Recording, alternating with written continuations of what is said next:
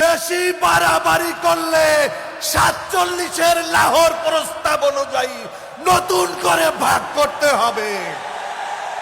মাওলানা আব্দুল হামিদ খান ভাসানী বলেছিলেন, পিন্ডির সাথে সম্পর্ক ছিন্ন করেছি, দিল্লির দাসত্ব মেনে নেওয়ার জন্য নয়। আজকে বাংলাদেশ নিয়ে নতুন ষড়যন্ত্র শুরু হয়েছে।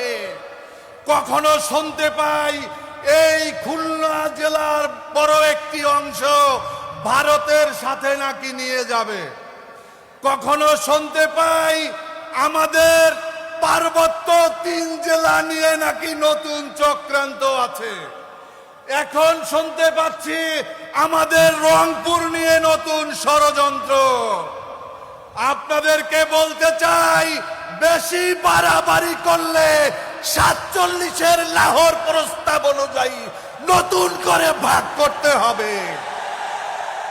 সংগ্রামী বন্ধুরা আমার, শুভেন্দু অধিকারী, তুমি নাকি নতুন ভারতীয় হয়ে গিয়েছো।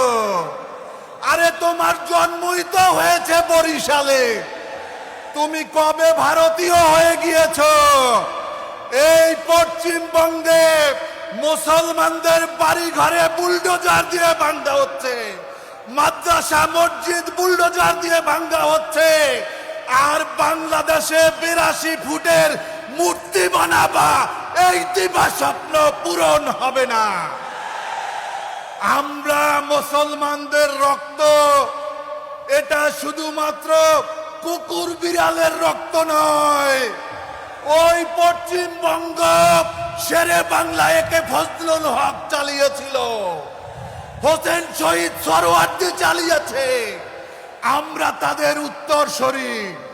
আমরা হযরত সেই শাহজালালের উত্তরসূরি। গৌর গোবিন্দ পালিয়ে গিয়েছিল, তোমাদেরও কোনো অস্তিত্ব থাকবে না।